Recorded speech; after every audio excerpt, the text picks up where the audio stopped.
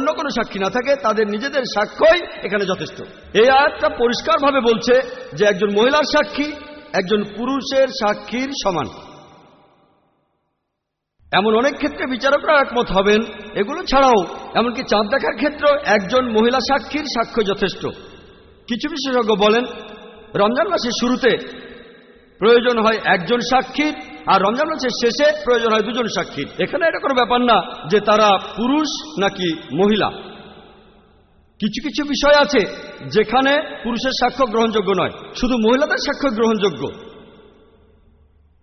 সবাই বোধহয় উত্তরটা জানতে চাচ্ছেন।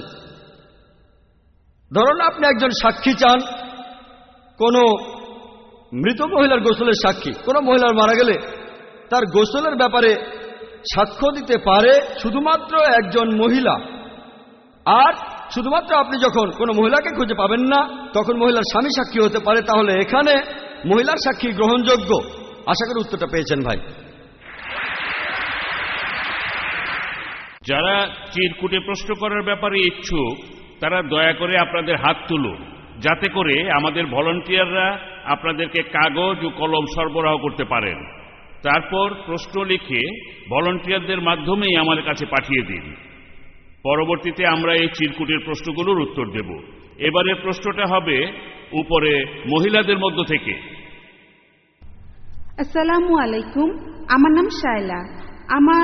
আমার প্রশ্নটা হলো, ইসলামে কেন বহু বিবাহের অনুমতি আছে, আর শুধু পুরুষই কি একাধিক বিয়ে করতে পারবে? বোন, আপনি প্রশ্ন করলেন যে ইসলামে কেন বহু বিবাহের অনুমতি আছে, অর্থাৎ ইসলামে কেন একজন পুরুষকে একাধিক বিয়ের অনুমতি দেওয়া হয়েছে। পলিগামি শব্দটার অর্থ হল একজন মানুষের একাধিক স্বামী বা স্ত্রী আছে।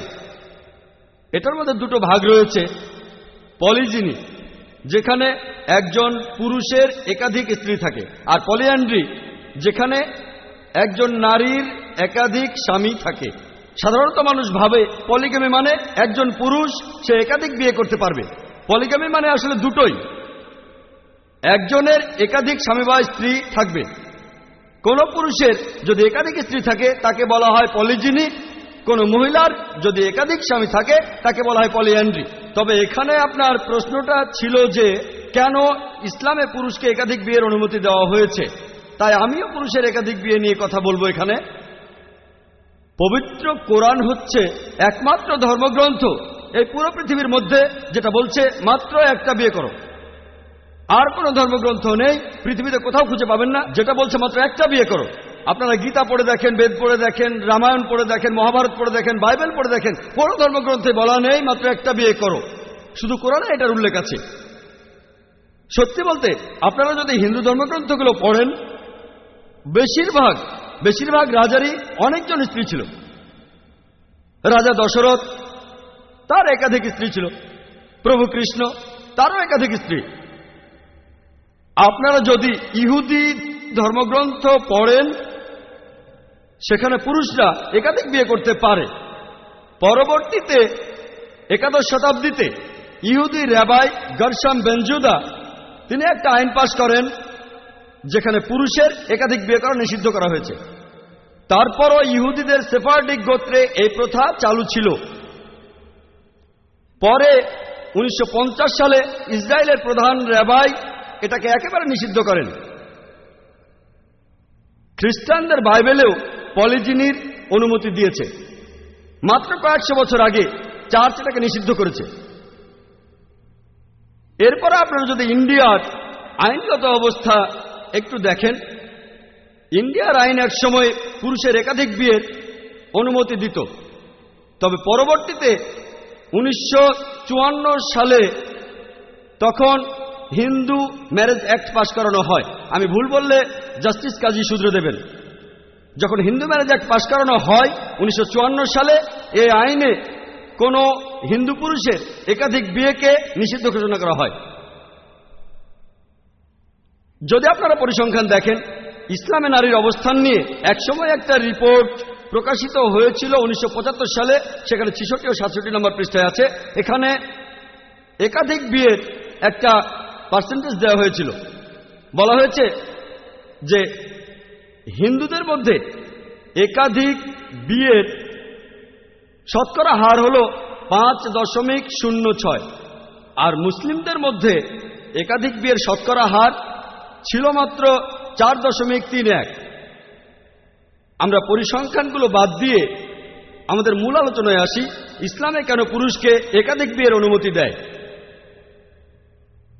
আমি আগেও বলেছি, পবিত্র কোরআন এই পৃথিবীর মধ্যে একমাত্র ধর্মগ্রন্থ যেটা বলছে মাত্র একটা বিয়ে করো। পবিত্র কোরআনের সূরা নিসার 3 নম্বর আয়াতে উল্লেখ করা হয়েছে যে বিয়ে করবে পছন্দের নারীকে 2, 3 অথবা 4, তবে সুবিচার করতে না পারলে মাত্র একটা বিয়ে করো। মাত্র একটা বিয়ে করার কথা শুধু কোরআনেই বলা হয়েছে। এই কথাটা পৃথিবীর অন্য কোনো ধর্মগ্রন্থে নেই। আরবে ইসলাম আসার আগে পুরুষদের একাধিক স্ত্রী থাকত, কারো কারো শখানেক স্ত্রী থাকত। ইসলাম তখন বহুবিবাহের একটা সীমা ঠিক করে দেয়, সর্বোচ্চ 4টা। আপনার একাধিক স্ত্রী থাকতে পারে শুধুমাত্র একটা শর্ত মেনে, যে তাদের সাথে সুবিচার করতে হবে। 2, 3 বা 4 জন, না করতে পারলে মাত্র 1 জন। একই সূরায় আছে, সূরা নিসার 129 নম্বর আয়াতে একথার উল্লেখ করা হয়েছে যে এটা খুবই কঠিন যে তোমাদের স্ত্রীদের সাথে সমান ব্যবহার করবে। তাহলে বহুবিবাহ একটা ব্যতিক্রম, এটা নিয়ম নয়। অনেক মানুষই ভাবে যে ইসলাম বলছে এটা আসলে আবশ্যিক, পুরুষরা একাধিক বিয়ে করবে। ইসলাম ধর্মে বিভিন্ন কাজের 5টা শ্রেণীবিভাগ আছে। প্রথমটা হচ্ছে যেটা আবশ্যিক অর্থাৎ ফরজ, দ্বিতীয়টা হচ্ছে যেটা সুপারিশ করা হয়েছে, তৃতীয়টা হচ্ছে যেটার অনুমোদন দেওয়া হয়েছে, চতুর্থটা হচ্ছে যেটাতে নিরুৎসাহিত করা হয়েছে, আর সর্বশেষে যেটা নিষিদ্ধ অর্থাৎ হারাম। বহুবিবাহ এর মধ্যে মাঝের সারিতে অনুমতি আছে। সহিহ হাদিসে এমন কথা নেই বা কোরআনেও বলা হয়নি যে কোনো পুরুষের যদি একাধিক স্ত্রী থাকে সে অন্য লোকের সাথে উত্তম একজন পুরুষ হবে।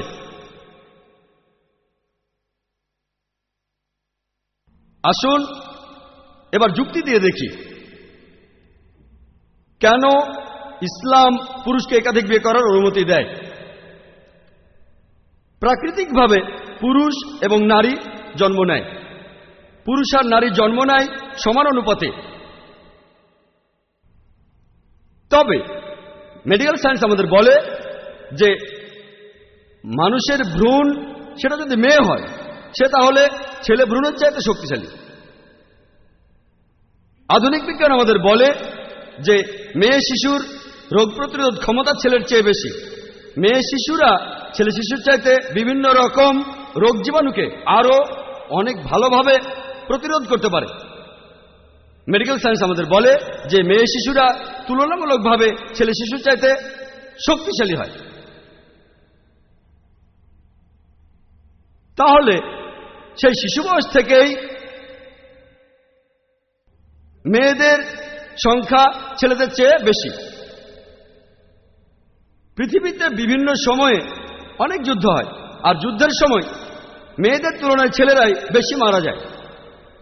এই কিছুদিন আগেও আফগানিস্তানের যুদ্ধে আনুমানিকভাবে প্রায় 15 লক্ষ মানুষ মারা গেছে, তাদের মধ্যে বেশিরভাগই হল পুরুষ। পরিসংখ্যান আমাদের বলে বিভিন্ন জায়গায় দুর্ঘটনা হয়, সেখানেও মেয়েদের চাইতে ছেলেরাই বেশি মারা যায়। অনেক বেশি পুরুষ ধূমপানের কারণে মারা যায়, কিন্তু নারীরা কম মারা যায়। সেজন্য পৃথিবীতে পুরুষের তুলনায় আপনারা অনেক বেশি নারী দেখতে পাবেন। ইন্ডিয়া হলো তেমন একটা দেশ, এশিয়ায় আরো কিছু দেশ আছে, আর আফ্রিকায় যেখানে মহিলাদের সংখ্যা পুরুষদের সংখ্যার চেয়ে কম। এর কারণটা আমি আগেও বলেছি, কারণ প্রতি বছরে 10 লক্ষেরও বেশি মহিলার গর্ভপাত ঘটানো হয় ইন্ডিয়াতে। আর নবজাত শিশুকে হত্যা করার কারণে, কন্যা শিশু হত্যা, এই কারণেই এদেশে মহিলাদের সংখ্যা কম পুরুষদের চেয়ে। আমরা যদি এই অশুভ চর্চাটি বন্ধ করি তাহলে এখন থেকে 10-20 বছর পরেই দেখব যে পুরুষদের সংখ্যা নারীদের চেয়ে কম আমাদের দেশে। শুধুমাত্র নিউ ইয়র্কে পুরুষের চাইতে নারীর সংখ্যা 10 লক্ষ জন বেশি। শুধুমাত্র আমেরিকাতে পুরুষের চাইতে নারী 78 লক্ষ জন বেশি। আর এছাড়াও নিউ ইয়র্কে যতজন পুরুষ আছে তার মধ্যে 1/3 তারা হলো সমকামী। তার মানে তারা নারীর প্রতি আগ্রহী নয়। আর পুরো আমেরিকাতে প্রায় 2.5 কোটি সমকামী রয়েছে। শুধুমাত্র ব্রিটেনে পুরুষের চেয়ে নারী 40 লক্ষ জন বেশি। শুধুমাত্র জার্মানিতে পুরুষের চেয়ে নারী 50 লক্ষ জন বেশি। শুধুমাত্র রাশিয়াতে পুরুষের চেয়ে নারী 70 লক্ষ জন বেশি। আর আল্লাহ তাআলাই ভালো জানেন এই পুরো পৃথিবীতে নারীর সংখ্যা পুরুষের সংখ্যার চেয়ে কতজন বেশি আছে। মনে করেন আমার বোন আমেরিকায় বসবাস করে, সেখানে প্রত্যেক পুরুষই বিয়ে করেছে। প্রত্যেক পুরুষ একজন করে মহিলাকে বিয়ে করেছে। তারপরও শুধুমাত্র আমেরিকাতে প্রায় 30 লক্ষ মহিলা থাকবে যারা তাদের জন্য কোনো স্বামী পাবে না। আর ধরেন আমার বোন আমেরিকায় বসবাস করে, সেই দুর্ভাগা মহিলাদের মধ্যে সেও একজন যে তার জন্য কোনো স্বামী পায়নি। তার সামনে তখন যে পথটা খোলা থাকে সেটা হলো সে এমন একজনকে বিয়ে করবে, এমন এক লোককে বিয়ে করবে যার স্ত্রী আছে অথবা হতে পারে জনগণের সম্পত্তি। এছাড়া অন্য কোনো পথ নেই। আর বিশ্বাস করেন এই প্রশ্নটা আমি অনেক অমুসলিমকেই করেছি, আর সবাই প্রথম সুযোগটাই বেছে নিয়েছে।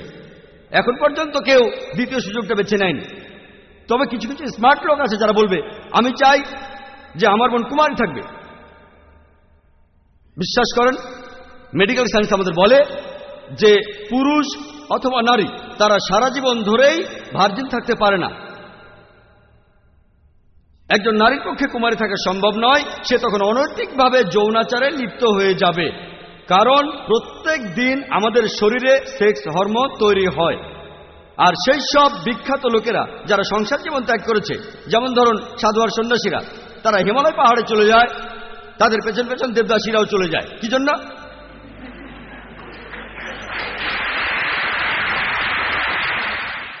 একটা রিপোর্ট অনুযায়ী চার্চ অফ ইংল্যান্ডের বেশিরভাগ প্রিস্ট আর নান তাদের বেশিরভাগই ব্যভিচার আর সমকামিতায় লিপ্ত থাকে।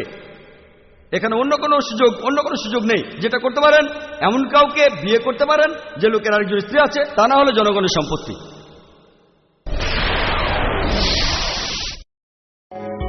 বাবা, ইউ আর রিয়েলি গ্রেট। তোমার সিদ্ধান্তই সঠিক। সন্তানকে আইআইইউসি ঢাকা ক্যাম্পাসে ভর্তি করে আমি নিশ্চিত। মাল্টিমিডিয়া পিসি এলিফ্যান্ট রোডের কাটাবন মসজিদ কমপ্লেক্সে অবস্থিত কম্পিউটার বিক্রয়ের একটি অনন্য প্রতিষ্ঠান মাল্টিমিডিয়া পিসি। এখানে কম্পিউটারের যাবতীয় অ্যাক্সেসরিজ পাওয়া যায় এবং কম খরচে অভিজ্ঞ ইঞ্জিনিয়ার দ্বারা কম্পিউটার, প্রিন্টার, মনিটর সার্ভিসিং করা হয়। এছাড়াও দেশি বিদেশি 2000-এরও অধিক ইসলামী সিডি, ভিসিডি থেকে আপনার পছন্দের কপিটি সংগ্রহ করুন। মাল্টিমিডিয়া পিসি কম্পিউটার ও ইসলামী সিডি, ভিসিডি বিক্রয়ের একটি অনন্য প্রতিষ্ঠান। এই প্রশ্নটার ধারাবাহিকতায় আরেকটা প্রশ্ন। এই প্রশ্নটা আমরা চিরকুটে পেয়েছি। যেসব ক্ষেত্রে বহুবিবাহের অনুমতি আছে সেই ক্ষেত্রগুলি কি উল্লেখ করবেন? প্রশ্নটা করেছেন বোন সামিনা। যেসব ক্ষেত্রে বহুবিবাহের অনুমতি আছে সেই ক্ষেত্রগুলি কি উল্লেখ করবেন? বোন আপনি একটা প্রশ্ন করেছেন যে কোন কোন ক্ষেত্রগুলোতে ইসলাম ধর্ম আমাদের বহুবিবাহের অনুমতি দেয়। এখানে শর্ত একটাই, যে যদি সেই লোক তার সব কজন স্ত্রীর সাথে সুবিচার করতে পারেন, যদি সুবিচার করতে পারেন, তিনি তার সকল স্ত্রীর সাথে, তার 2 জন, 3 জন বা 4 জন স্ত্রীর সাথে, তাহলেই সেই লোক একাধিক বিয়ে করতে পারেন। যদি সুবিচার করতে না পারেন তাহলে তার সন্তুষ্ট থাকা উচিত একজন স্ত্রীতেই। এছাড়া আরো বেশ কিছু ক্ষেত্র আছে যেখানে এটা বলা যায় যে একজন পুরুষ সে একাধিক মহিলাকে বিয়ে করবে। একটা উদাহরণ আমি আগে দিয়েছি। কারণ হলো অনেক মহিলাকে পাওয়া যাবে যারা তাদের জন্য স্বামী পাবে না।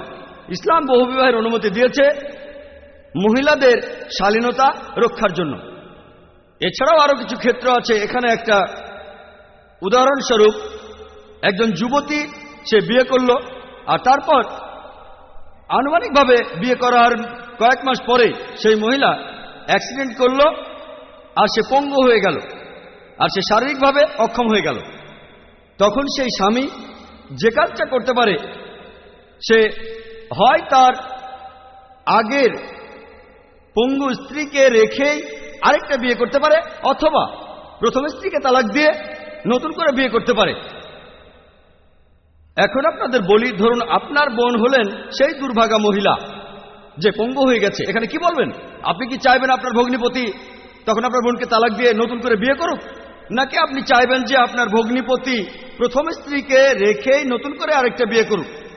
এমনও ঘটনা ঘটতে পারে কারো স্ত্রী প্রচন্ড রকমের অসুস্থ হয়ে পড়ল, সে এতটাই অসুস্থ হলো যে সন্তানদের দেখাশোনা করতে পারল না, স্বামীরও দেখাশোনা করতে পারল না। এমন পরিস্থিতিতে এটা করাই যৌক্তিক যে সেই মহিলা স্বামীকে শেয়ার করবেন আরেকজন মহিলার সঙ্গে, যে শুধু তার স্বামীর দেখাশোনা করবে না, সেই মহিলাকেও দেখবেন, তার সন্তানদের যত্ন নেবেন।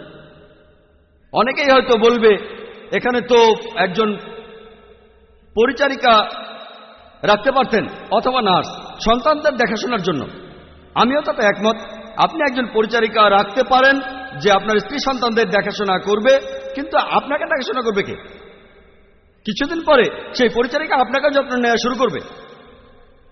তাই সবচেয়ে ভালো সমাধান হচ্ছে আপনি প্রথম স্ত্রীকে বর্তমান রেখে আরেকটা বিয়ে করবেন, আর দুজনকেই সমান চোখে দেখবেন। আর অনেক ক্ষেত্র থাকতে পারে, যেমন ধরুন বিয়ে করার অনেক বছর পরেও আপনাদের কোনো সন্তান হচ্ছে না, আর হতে পারে স্বামী স্ত্রী দুজনেই একটা সন্তান আশা করছেন। এ অবস্থায় স্ত্রী অনুমতি দিতে পারে যে তার স্বামী আরেকটা বিয়ে করবে যাতে করে তাদের সন্তান হয়। কিছু মানুষ হয়তো বলবে, তাহলে সন্তান দত্তক নেন। ইসলাম সন্তান দত্তক নেওয়ার অনুমতি দেয় না। বেশ কিছু কারণ আছে, এখানে বিস্তারিত বলছি না। আর এখানে যে একমাত্র পথটা খোলা থাকে, সে হয় তার প্রথম স্ত্রীকে তালাক দেবে, তারপর আরেকটা বিয়ে করবে যদি সে সন্তান চান, অথবা প্রথম স্ত্রীকে বর্তমান রেখে আরেকটা বিয়ে করতে পারে, আর দুজনের সাথেই সমান ব্যবহার করবে। এই ক্ষেত্রগুলোতে অনুমতি আছে। এবারের প্রশ্ন বাম দিকের মাইক থেকে। আমার নাম ইলিয়াস, আমি একজন স্টুডেন্ট। আমার প্রশ্নটা হলো একজন মহিলা কি রাষ্ট্রপ্রধান হতে পারেন? একজন মহিলা কি রাষ্ট্রের প্রধান হতে পারেন? ভাই, আপনি প্রশ্ন করেছেন যে কোন মহিলা কি রাষ্ট্রপ্রধান হতে পারেন? পবিত্র কোরআনে আমার জানা মতে এমন কোনো কথা নেই যেটা বলছে যে একজন মহিলা রাষ্ট্রের প্রধান হতে পারবেন না। তবে এমন বেশ কিছু হাদিস আছে, যেমন একটা হাদিস বলছে যে সেই জাতি যাদের নেতা একজন মহিলা তারা সফল হবে না। কিছু বিশেষজ্ঞ বলেন যে এটা বলা হয়েছিল একটা বিশেষ সময়ের একটা বিশেষ ঘটনাকে উদ্দেশ্য করে, আর সে সময় পারস্য দেশের নেতা ছিল তাদের রানী। অন্য বিশেষজ্ঞরা বলে না, এখানে আসলে সবার কথাই বলা হয়েছে। আসুন দেখি যে ইসলাম ধর্মে একজন মহিলা রাষ্ট্রপ্রধান হতে পারবেন কিনা। যদি একজন মহিলা রাষ্ট্রপ্রধান হন কোন ইসলামিক দেশে, তাকে হয়তো নামাজের সময় ইমামতিও করতে হতে পারে। আর যদি একজন মহিলা জামাতে নামাজ পড়া ইমামতি করেন, আর নামাজে আমরা বিভিন্ন অঙ্গভঙ্গি করি, যেমন কালাম, রুকু, সিজদা, দাঁড়ানো, নতজানু আর উপর হওয়া, যদি পুরুষদের সামনে একজন মহিলা এগুলো করে নামাজের সময়, আমি নিশ্চিত এতে নামাজের অসুবিধা হবে। যদি সেই মহিলা আমাদের দেশের মতো বর্তমানের কোনো দেশের রাষ্ট্রপ্রধান হন, প্রায় দেখা যাবে সেই রাষ্ট্রপ্রধান বিভিন্ন মিটিং করছেন অন্য দেশের রাষ্ট্রপ্রধানদের সাথে, যারা হতে পারে পুরুষ, আর মাঝে মধ্যেই তারা ক্লোজ ডোর মিটিং করে, যেখানে অন্য কেউ ঢুকতে পারে না। যদি একজন মহিলা আরেকজন পুরুষের সাথে ক্লোজ ডোর মিটিং করে, ইসলাম এটার অনুমতি দেয় না। ইসলাম বলে যে একজন মহিলা কোনো পরপুরুষের সাথে একা থাকতে পারবেন না, মিটিং করতে পারবে না। ইসলাম পুরুষ ও নারীর অবাধ মেলামেশার অনুমতি দেয় না। একজন রাষ্ট্রপ্রধানের ছবি বিভিন্ন সময়ে প্রচার করা হয়, ভিডিও শুটিং, ফটোগ্রাফি,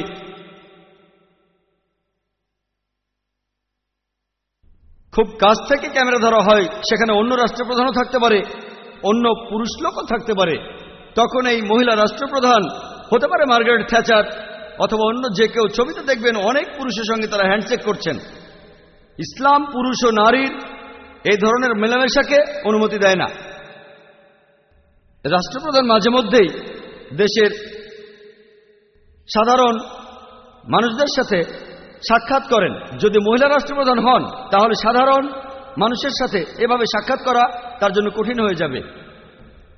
আর বিজ্ঞান আমাদের বলে যে মহিলাদের রজস্রাবের সময়কালে তাদের মানসিকতা আর ব্যবহারে বেশ কিছু পরিবর্তন দেখা যায়, কারণ এ সময় তাদের সেক্স হরমোনগুলো বের হয়ে যায়।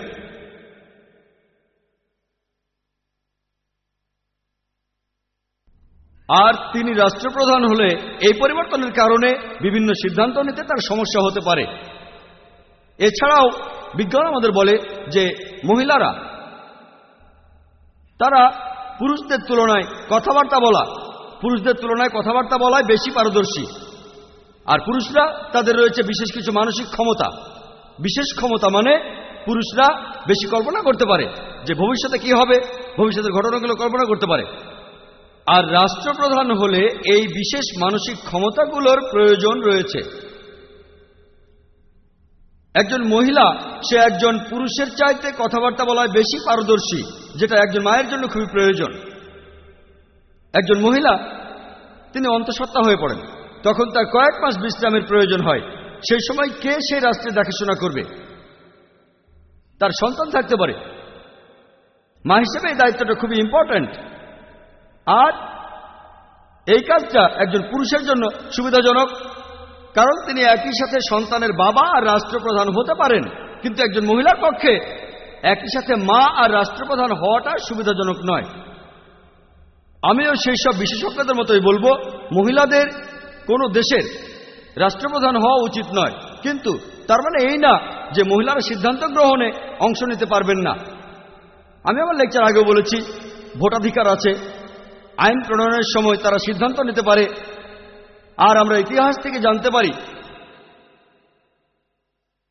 উম্মে সালমা রাদিয়াল্লাহু তাআলা আনহা তিনি নবীজিকে সমর্থন আর নির্দেশনা দিয়েছেন যে সময় মুসলিম সম্প্রদায় একত্রিত ছিল না। তিনি তখন নবীজিকে সমর্থন আর নির্দেশনা দিয়েছেন। আর আমরা জানি যদিও প্রাইম মিনিস্টার অথবা প্রেসিডেন্ট তিনি হন দেশের প্রধান ব্যক্তি, কিন্তু প্রায় দেখা যায় যে পিএ আর সেক্রেটারিরাই বিভিন্ন সময়ে সিদ্ধান্ত নিয়ে থাকেন। তাহলে এভাবে একজন মহিলা দেশের বিভিন্ন বিষয়ে সিদ্ধান্ত নিতে পারেন। আশা করি উত্তরটা পেয়েছেন। এরপরের প্রশ্ন। আমি বিমলা দালাল, অ্যাডভোকেট। আমার প্রশ্নটা হলো, ইসলাম বলে যে নারীর অধিকার সমান, পুরুষের সমান, তাহলে নারীরা কেন পর্দার ভেতর থাকবে? আর এই ধরনের মিটিংয়েও কেন নারীদের জন্য আলাদা বসার জায়গা থাকবে?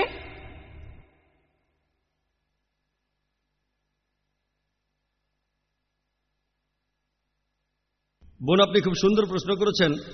যখন ইসলাম নারীদের অধিকারে বিশ্বাস করে যে পুরুষ এবং নারী সমান, তাহলে নারীরা কেন পর্দার ভেতরে থাকবে আর নারীদের জন্য কেন আলাদা ব্যবস্থা থাকবে, যেমনটা আছে আজকের অনুষ্ঠানে। আমি আগেও বলেছি যে ইসলাম পুরুষ ও নারীর অবাধ মেলামেশাকে অনুমতি দেয় না। ইসলাম কেন নারীদের পর্দা মানতে বলে সেটা এখানে সংক্ষেপে বলছি। আর আমি আপনাকে ধন্যবাদ জানাচ্ছি, কারণ আগে আমি নারীদের হিজাব নিয়ে কোনো কথা বলতে পারিনি। পবিত্র কোরআনে দেখবেন যে নারীদের হিজাবের কথা বলার আগে কোরআন বলছে পুরুষের হিজাবের কথা। পবিত্র কোরআনে সূরা নূরের 30 নম্বর আয়াতে উল্লেখ করা হয়েছে, বলা হয়েছে মুমিনগণকে বলো তারা যেন দৃষ্টি সংযত করে এবং লজ্জাস্থানের হেফাজত করে। পরের আয়াত সূরা নূরের 31 নম্বর আয়াতে উল্লেখ করা হয়েছে আর মুমিন নারীদিগকে বলো তারা যেন দৃষ্টি সংযত ও লজ্জাস্থানের হেফাজত করে। আর যেটা প্রকাশ থাকে সেটা ছাড়া যেন সৌন্দর্য প্রদর্শন না করে। তারা যেন তাদের মাথার কাপড় দিয়ে বক্ষদেশ আবৃত করে, শুধুমাত্র তাদের স্বামী, পিতা, পুত্র ছাড়া। এভাবে কিছু পুরুষের তালিকা দেওয়া হয়েছে যাদের সামনে পর্দার প্রয়োজন নেই। আর এছাড়াও মহিলাদের সামনে পর্দার প্রয়োজন নেই। এগুলো বাদে অন্যান্য জায়গায় হিজাব মানতে হবে। আর হিজাবের বিভিন্ন নিয়ম কানুন আপনারা পাবেন পবিত্র কোরআন আর সহিহ হাদিসে। 6টা নিয়ম আছে। প্রথম নিয়মটা সীমা। এটাই হলো পুরুষ ও নারীর হিজাবের একমাত্র পার্থক্য। পুরুষদের জন্য তাদের ঢাকতে হবে নাভি থেকে হাঁটু পর্যন্ত, নারীদের জন্য পুরো শরীরটাই ঢাকতে হবে। যে অংশটুকু এখানে খোলা থাকতে পারে, অনাবৃত থাকতে পারে, তাদের মুখ আর কবজি পর্যন্ত। যদি সে এটাও ঢাকতে চায় ঢেকে রাখতে পারে, তবে এটা আবশ্যিক না যে ঢাকতেই হবে। তাহলে পুরো শরীর ঢাকতে হবে। যে অংশটুকু খোলা থাকতে পারে, অনাবৃত থাকতে পারে, সেটা হলো মুখ আর কবজি, 2 হাতের কবজি। এটাই হলো পুরুষ ও নারীদের মধ্যে হিজাবের একমাত্র পার্থক্য। হিজাবের দ্বিতীয় নিয়মটা হলো আপনি যে পোশাকটা পরবেন সেটা আঁটো হবে না, যাতে শরীরের কাঠামো বোঝা যায়। যে পোশাকটা পরবেন, তৃতীয় নিয়মটা, সেই পোশাকটা এমন স্বচ্ছ হবে না যাতে ভেতরটা দেখা যায়। চতুর্থ নিয়ম, পুরুষ বা নারীদের কেউই জাঁকজমকপূর্ণ পোশাক পরবে না যেটা বিপরীত লিঙ্গকে আকৃষ্ট করে। পঞ্চম নিয়মটা হলো আপনি এমন কোনো পোশাক পরবেন না যে পোশাক আসলে বিপরীত লিঙ্গরা পরে থাকে। যেমন দেখবেন পুরুষরা কানে দুল পরে। যদি এক কানে দুল থাকে সেটার একটা অর্থ আছে, যদি 2 কানে দুল থাকে সেটার আরেকটা অর্থ আছে। এটা ইসলামে নিষিদ্ধ। আর শেষ নিয়মটা হলো আপনি এমন কোনো পোশাক পরবেন না যাতে অবিশ্বাসীদের কোনো চিহ্ন থাকে। এগুলোই হলো পুরুষ ও নারীর হিজাবের 6টা নিয়ম ইসলামে। এবার আপনার প্রশ্নে আসি যে ইসলাম কেন পর্দায় বিশ্বাস করে আর কেন পুরুষ ও নারী আলাদা থাকবে। এখন তুলনা করে দেখি যে সমাজে পর্দা আছে আর যে সমাজে পর্দা নেই, এই দুটোর মধ্যে পার্থক্য। পৃথিবীর মধ্যে যে দেশে সবচেয়ে বেশি অপরাধ সংঘটিত হয় সেটা আমেরিকা।